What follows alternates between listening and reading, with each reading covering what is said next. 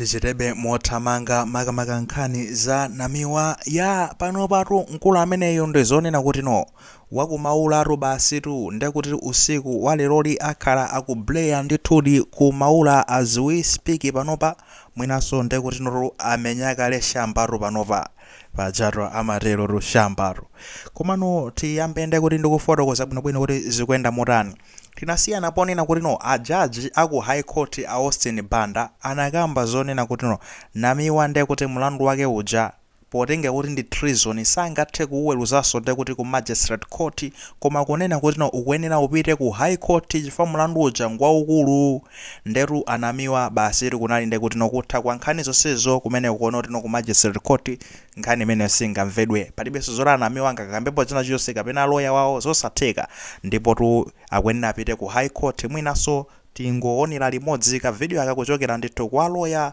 wa Sylvester Namiwa amene atiuza kuti azenga milandu iwiri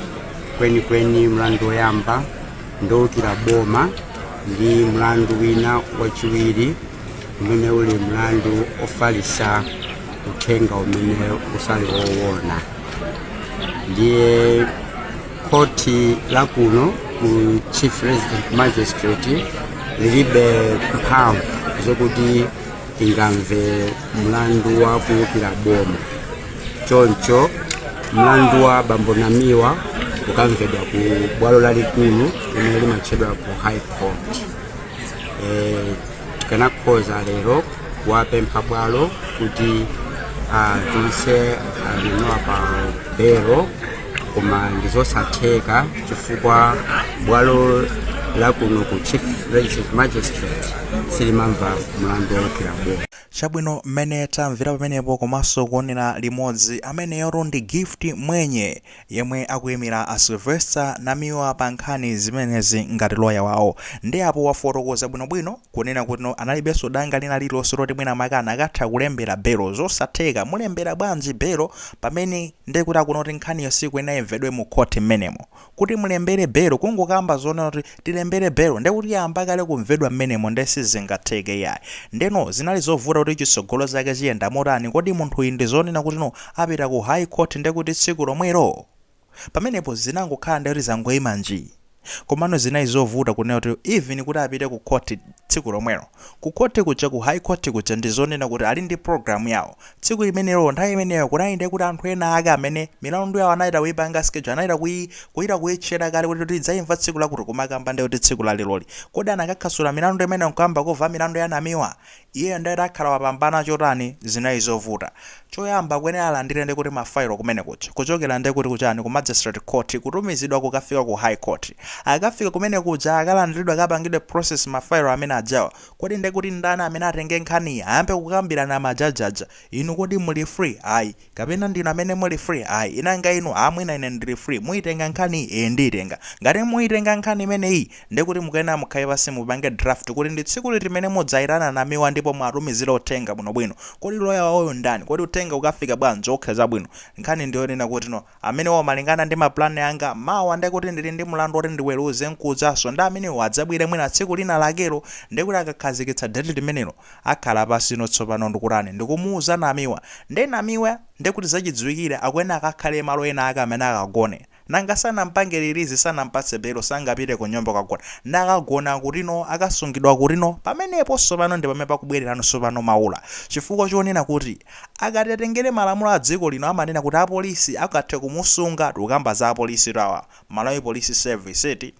apolisi angathe kumusunga ndekuti no munthu amene aganizidwa mulandu wina wake ndekuti kwa maola okwana 48 masiku awiri okha sangapitirizenso pamenepopo zosatheka kumeneko ndekuti ndikumphwanyira malamulo kumphwanyira ufulu wake ndi chimene chichitike ndizani ndikuti no malamulo omwe anaperekano tsopano ndekuti ka section kuonena kuti mu makesi zingatawawa mu zinthu ngati zitamayenda motere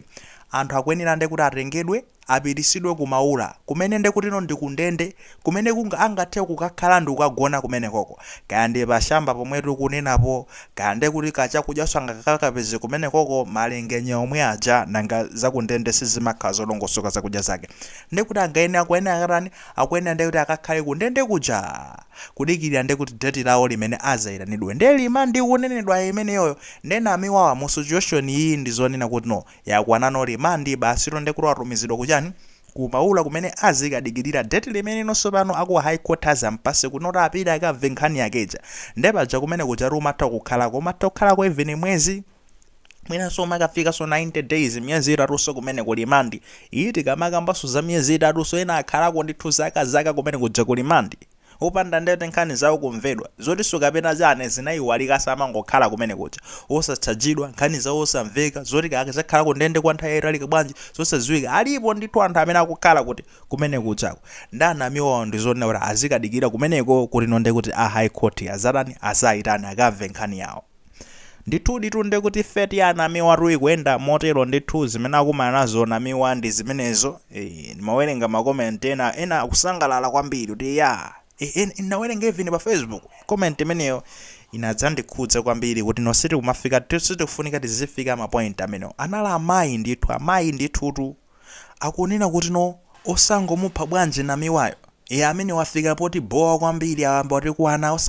osangochipha bwanji eti mpaka kumafika level imeneyo guys we can have hatred kapena mwina mwake satemira pabwino because magaya amene akayankhula izi majority ndendino a DPP. Let's face the fact. My guys at DPP ndamene ambiri akuyankhula zimene zizono Namiwa amene yankhulitsa kwambiri akumanena zozana no matter how hatred meeting kana tisamafika level onena kuti tizipanga nde kuti kumafunirana mpaka na kuti nowena akamwalire ito ndidabwisa so amayi amene obwanji amayi ito ndithu taonotine kumatoneka kuti zimayi nde ali ndi anaso nde kuti pa DP paopo ana ochuluka kwambiri ngoti maziwa setingatenge zithuzi ndikumazika papa I think that's not fair tikuyenera nde kuti tizitani tizasongira so ulemu ngati nzimayi komabe sinangondipasa chidwi kunoti no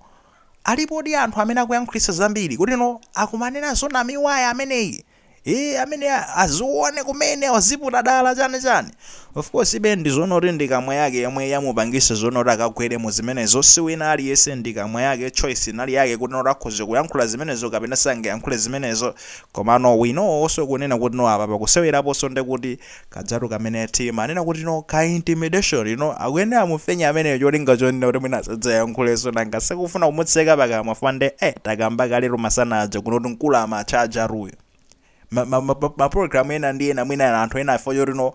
mwezi tiri kuona kuti Namiwa afika poti kwana tizingomvera Namiwa yemweyo tsiku lililonse pa press briefing koma mukamamvera magripe mukamva zoona kuti munthu uyu amayankhula zinthu nde ine ndikukamba zonena kuti no Namiwa pamene wapitano pa court of course apasinde kuti nali mundende komabe eventually apeza chance yonoti apite pa court pa high court mene akupita pa court ine ndikuchitenga ngati ndi chinthu chabwino kwambiri kunena kuti no munthu uyu akapereke maumboni ake azimene amayankhulazo ngati amayankhula zabodza ndakumandidi ndi lamulo koma ngati iye amayankhula zoona ndi kuti no amene akukunenedwawo amene onso ndi kuti akumane ndi lamulo chifukwa atu pajamane kuti no corruption zachinyengozi zimapezeko zono tino zimamenyanso nkhondo kubwezera umati ukamazimenya mafaili nazonso zimabweza mafaili kwa anthu amene amayankhula zotsutsana ndi zachinyengo nawonso amakumana nazo ndi kuti amakhala akulandira zilango nde ndikuona ngati ndi chance yabo Namiwa wapasidwa chance apapa akatere faneta akapita nde kuti no pa court akadani akafotokoza pamenepo maumboni anga ndi awa ajaji ngati akaone maumboni amene ndoona nde kuti iso apolisi akakhalanso akutumidwa akapangenso anthu amenewo koma ngati maumboni ala aboza nde kuti Namiwa akakhalanso akumana ndi lamulo pamenepo ndithu zilango menemo ndi mmene zikuyenderatu ndithu Namiwa akagona tsopano ku Maula for the first nde kuti tsiku loyambirira limeneli until nde kuti so nthawi ine imene kuti abwereza Namiwa to be assured kuna kuti no pa Justin Tech tizakhala kupatsani zimenezo kuti no titsatire nkhani mpaka na kumapeto akuti